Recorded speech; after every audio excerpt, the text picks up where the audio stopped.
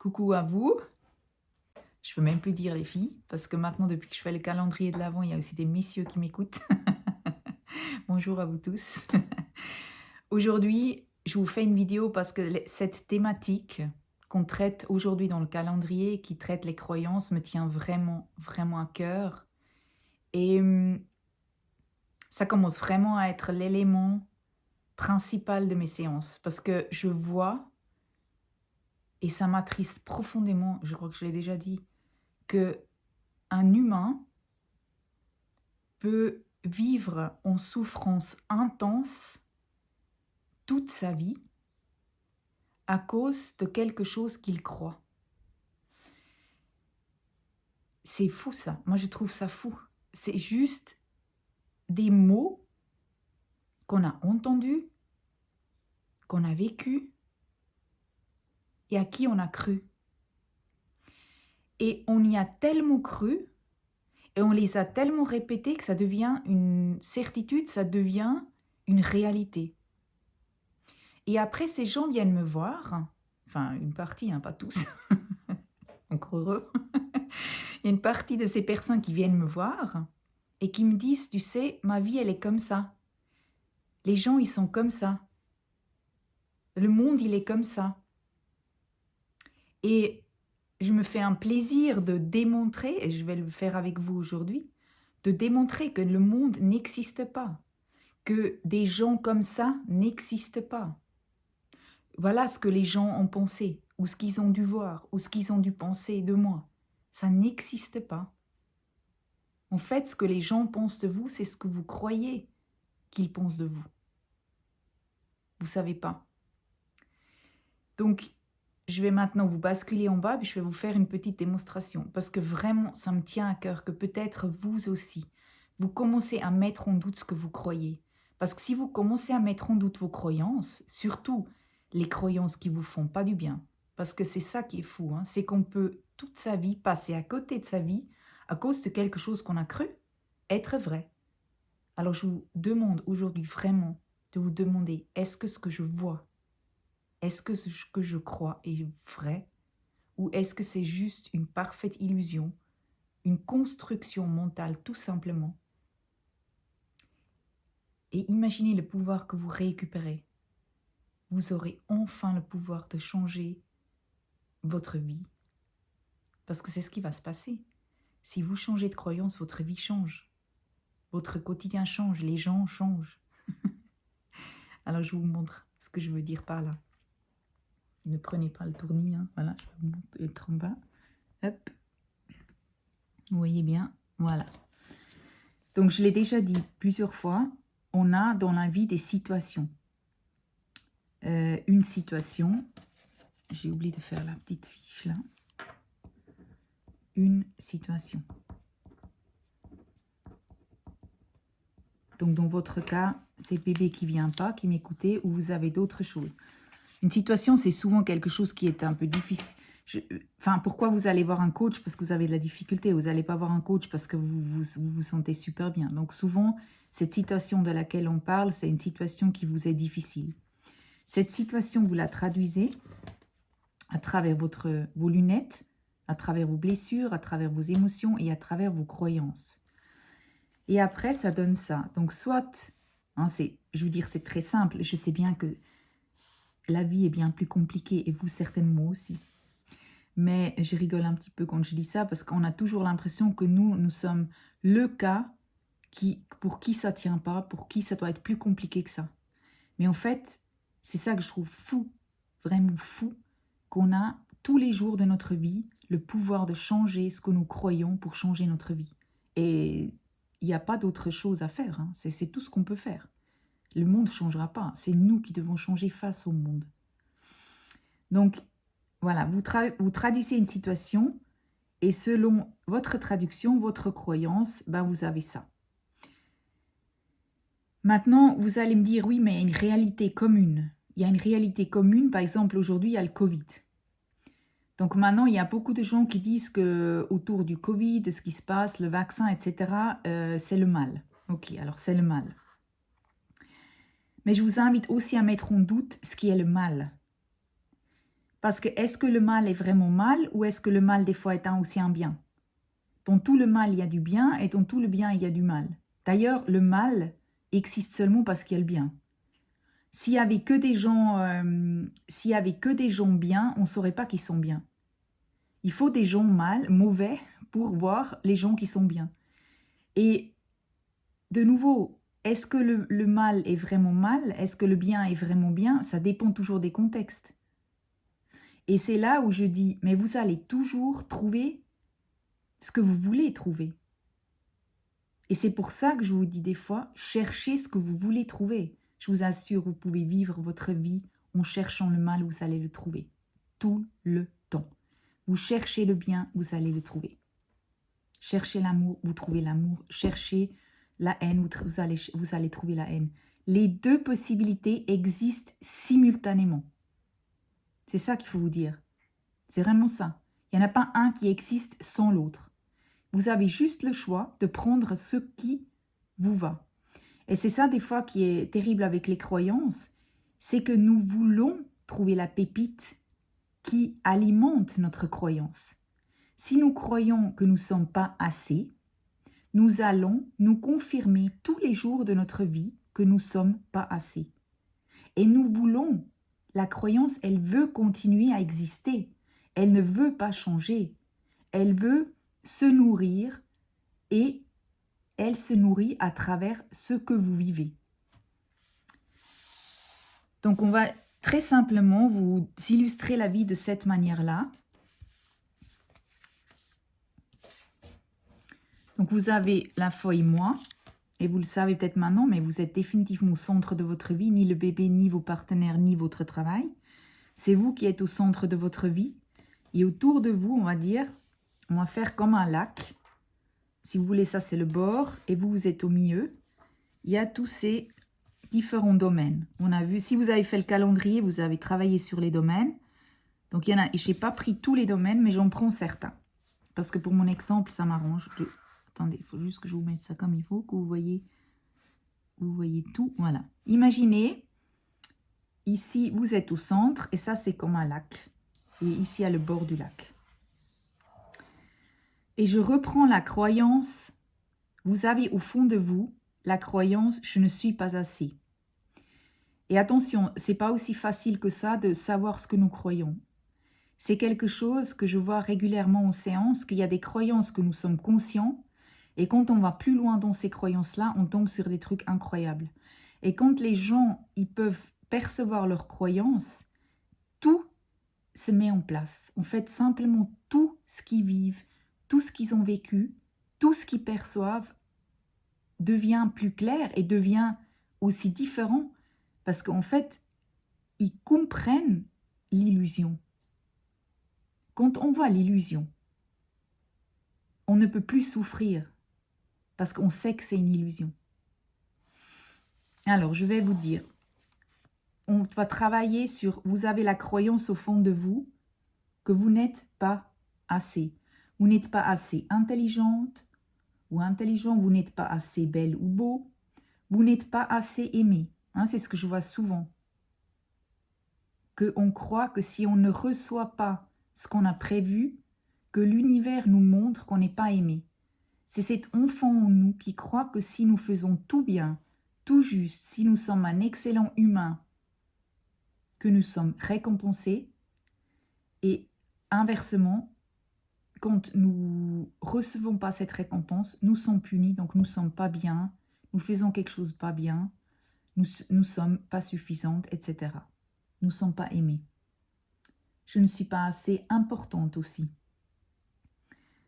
Donc imaginez, vous avez cette croyance-là, et cette croyance, si on reprend le schéma du lac, c'est une goutte que vous jetez dans votre vie, dans cette eau qui est votre vie. Cette goutte que vous jetez dans cette eau fait des petits cercles comme ça, plus grand, plus grand, plus grand, plus grand, plus grand, plus grand, jusqu'à aller au bord du lac. Le bord du lac, c'est vos amis, votre conjoint, le travail, la famille, le matériel. Et quand ça touche ces domaines-là, qu'est-ce qui se passe? Les vagues reviennent vers vous, les petites bah, les petits ronds reviennent. Donc ça va tac, tac, tac, tac, tac, et après tac, tac, tac, tac, tac. Donc c'est votre traduction qui vous revient. Donc ce qui vous revient, ce n'est pas ce que c'est votre ami, le matériel, la famille, le travail et le conjoint. Ce qui vous revient, c'est ce que vous avez émis. Et je vous donne des exemples. Simple, parce qu'il faut que ça soit simple. Avec une cliente, j'ai des exemples, mais beaucoup plus compliqués. Parce que ce n'est pas aussi noir et blanc qu'on croit. Alors, on émet « je ne suis pas assez ».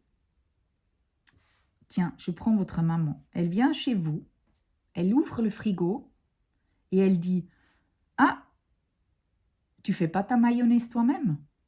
Parce qu'elle voit que vous avez un tube de mayonnaise fabriqué, fabriqué et que vous n'avez pas vous-même fait votre mayonnaise. Alors, si vous avez cette croyance en vous que vous n'êtes pas assez, qu'est-ce qui vous revient? Cette remarque « Ah, tu ne fais pas ta mayonnaise toi-même » vous revient comme une critique. Elle vous revient comme un jugement. Elle vous revient « Ma maman, elle pense que je ne suis pas assez bonne pour faire ma mayonnaise. » Ou j'ai trop flemmard pour faire ma mayonnaise moi-même. Ou, voyez, vous avez compris. Donc, ce qui vous revient, c'est ce que vous croyez. Votre maman, elle peut simplement dire « Ah, parce que si vous n'avez pas cette croyance, je ne suis pas assez », si vous pensez que ça va, d'ailleurs, peut-être cet exemple ne va pas du tout vous heurter, parce que justement, vous n'avez pas cette croyance-là, ben, c'est juste une situation. Votre maman qui ouvre le frigo, qui dit « Ah, tu ne fais pas ta mayonnaise toi-même ». Il n'y a rien à interpréter là-dedans, c'est une phrase. Mais ce qui vous revient, c'est votre jugement à vous. Le matériel.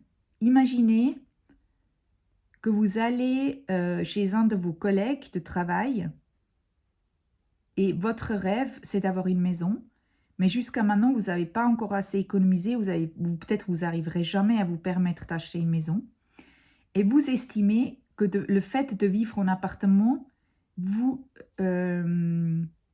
dévalorise. Donc, de nouveau, je ne suis pas assez au niveau de... Je ne suis pas assez importante ou je n'ai pas assez d'argent pour me permettre une maison et tout ça. Mais le fait est que vous émettez...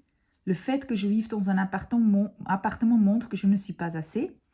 Hop, hop, hop, hop, hop, vous allez chez votre ami, vous allez voir la maison et ce qui vous revient, hop, hop, hop, hop, hop, hop, hop, hop, hop, c'est vous allez voir cette maison, vous allez visiter la maison et quand vous en sortez de cette maison, vous allez vous sentir très mal, vous allez vous sentir très dévalorisé. Alors que quelqu'un d'autre qui est heureux de vivre en appartement, parce que justement, il ne doit pas s'occuper d'un jardin. Et d'ailleurs, mais qu'est-ce que je veux faire avec 2 étages? Moi, ça me va super bien d'être citadin et de vivre en ville. Il peut venir visiter votre maison en campagne et ça ne va pas du tout le faire sentir mal. Au contraire, il va sortir de la maison et il va se dire « mais heureusement, moi j'ai un appartement ». Donc, ce que vous allez trouver dans cette maison, ce n'est pas votre collègue. En plus, il vous offre l'apéro, donc vous pensez que c'est juste pour vous moquer de vous, parce qu'il vous montre que lui, il a tout et que vous n'avez rien. Hein, c'est ça. Ah, mais vraiment, il se pète, il se la pète, il nous invite chez lui, il nous offre le champagne. Mais en fait, il vous offre le champagne parce qu'il est heureux que vous soyez chez lui. Mais ce n'est pas parce qu'il veut vous montrer que vous êtes moins bien parce que vous êtes en appartement. Vous rigolez, mais ça arrive régulièrement qu'on pense des choses comme ça. Ah, il a fait ça pour me faire du mal. Mais alors reprenons dès le début, qu'est-ce qu'il a fait et qu'est-ce que tu as interprété? Si vous faites un SMS à une amie, ça m'est arrivé, Géraldine, je te fais un coucou si tu m'écoutes. En fait, je lui ai fait un SMS, je lui ai dit, ben voilà, je te propose telle et telle date pour aller manger. Et je n'ai pas eu de réponse pendant 3 semaines. Si j'ai la croyance que je ne suis pas assez importante, ce qui me revient, c'est « Ah ben, de toute manière, elle ne me répond même pas parce qu'elle n'en a rien à faire de moi. » Ça, vous est peut-être arrivé. Et cette croyance-là, c'est parce que votre amie, c'est pas qu'elle n'a rien à faire de vous. C'est simplement qu'elle a un enfant, qu'elle a un travail, qu'elle a un mari, qu'elle a une maison, un appartement à gérer et qu'elle a pensé tous les jours vous écrire, mais voilà, les jours ont passé et après 3 semaines, ben d'ailleurs, elle m'a appelé et elle m'a dit « mais tu sais pas quoi, ça fait tellement longtemps que je voulais t'écrire et je n'y arrivais pas, mais aujourd'hui je t'appelle. » Mais moi, j'avais pas cette croyance. De un, je la connais. Et de deux, j'avais pas cette croyance que je n'étais pas assez importante à ses yeux pour me répondre. Donc ça m'est pas revenu. En fait, ce qui m'est revenu, c'est rien du tout. Parce que ça n'existe pas dans ma conscience. Dans d'autres cas, je me sens pas assez. Hein, mais pas dans, pas dans cette combinaison-là. Votre conjoint, il vient, il a oublié votre anniversaire de mariage. Ben, si vous avez l'impression que il ne vous aime pas assez pour penser à votre anniversaire de mariage, c'est simplement parce que vous pensez de ne pas être assez aimé. De nouveau, ce qui vous revient, c'est « je ne suis pas assez aimé pour qu'il pense ». Alors de nouveau, c'est juste une situation, il a oublié l'anniversaire de mariage parce que il a oublié l'anniversaire de mariage. Le travail. Votre boss vient vous voir dans votre bureau et il vous dit « Vous pouvez venir dans mon bureau, s'il vous plaît, j'aimerais vous dire quelque chose. » Alors, je peux vous dire que je pense que 99% des gens, leur cœur s'arrête. Parce que vu que vous n'êtes pas assez, vu que ne vous faites pas assez bien, vu que peut-être vous ne vous imaginez pas assez intelligent, vous pensez que ce qu'il va vous dire va être négatif. Donc, il va vous soumettre une erreur, il va vous soumettre un licenciement, il va vous réprimander, etc. Jamais ça vous viendrait à l'esprit, ou peut-être tout à la fin, que peut-être il a quelque chose de bien à vous dire. Donc, vous émettez le doute, vous émettez « je ne suis pas assez » et ce que vous récoltez dans la simple phrase « venez dans mon bureau, j'ai quelque chose à vous dire », ce que vous récoltez, c'est la peur de ne pas être assez ou d'avoir fait une faute, etc. Est-ce que vous avez un tout petit peu compris ce schéma?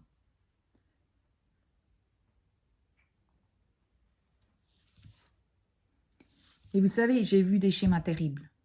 Là, on est dans des explications un peu basiques comme ça. Je vous reprends peut-être. Mais quand vous avez quelqu'un qui a une peur terrible de s'épanouir parce qu'il a l'impression d'enlever quelque chose à quelqu'un d'autre, quand vous avez des gens en face de vous qui sont devenus transparents par peur d'exister, quand vous avez des gens en face de vous qui vont toujours perdantes de toute manière dans une situation. Hein, quand on vous dit « mais ça sert à rien ce nouveau protocole, de toute manière ça va pas marcher. Ah, ça sert à rien de voir ce nouveau médecin parce que de toute manière ça va rien m'amener. Il va encore faire une erreur, il va encore pas voir ce que je veux, il va encore me trahir. » Vous allez déjà avec cet état d'esprit. Donc la personne aussi que vous avez en face de vous, bah, ça le décourage d'avance. Si vous avez quelqu'un qui vient comme ça, qui vient avec toutes les barrières et tout le poids et puis tout le malheur du monde sur les épaules, vous allez énergétiquement influencer la personne que vous avez en face. Si vous allez à une soirée avec une amie et puis vous êtes sûr que de nouveau vous n'allez pas parler de votre souffrance et de nouveau elle ne va pas comprendre, ben, je pense que la soirée va se passer ainsi. Je pense que vous allez aussi peut-être parler de tout plein d'autres choses pour ne pas venir sur le sujet de votre souffrance, pour que vous puissiez vous dire à la fin de la soirée, de nouveau, on n'a pas parlé de moi. Des fois, je suis un peu dure et je le suis aussi avec moi, parce qu'on est dans une conviction de victime et parfois, c'est quelque chose qui n'a pas lieu d'être. C'est quelque chose de nouveau qui est une illusion. Aïe, aïe, aïe, je suis à 19 minutes. Alors, vous voyez, on peut vraiment influencer ce qui nous revient, ce qu'on traduit par rapport à ce qu'on croit. Et maintenant, ben voilà, lisez le texte que j'ai écrit par rapport à ça. Demandez-vous d'abord ce que vous croyez, mettez en doute ce que vous croyez, réfléchissez quelles croyances vous voulez avoir pour vous faire du bien. Et sachez aussi que certaines croyances sont liées à une peur existentielle, à un sentiment de mourir ou d'exister, ce qui doit un petit peu être vu plus loin, soit en hypnose, soit en kinésiologie, soit par quelqu'un comme moi, etc. Donc il y a des choses qu'on doit aller un petit peu regarder, découvrir ensemble, Mais vous pouvez déjà vous-même tout seul dans votre quotidien faire plein de choses pour améliorer votre vie. Et c'est ce que je vous souhaite, c'est que vous soyez mieux et que votre vie vous corresponde pleinement et à ce que vous voulez. Alors, cherchez ce que vous voulez trouver. Je vous embrasse.